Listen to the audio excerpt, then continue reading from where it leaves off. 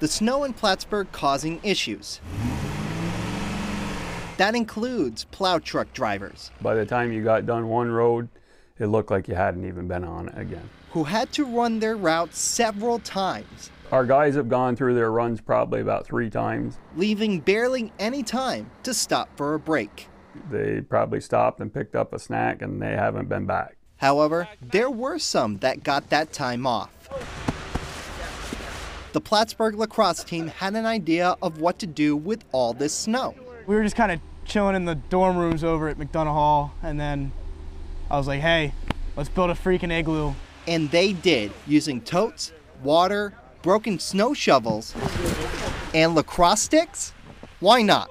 All for a good time. It's been awesome. Like, it's coming down. Like, it was holding off a little early. Like, got classes canceled. 8 and 9s got canceled today. It was pretty nice. We're trying to close up the top. I mean, it's getting there, but still got a little ways to go.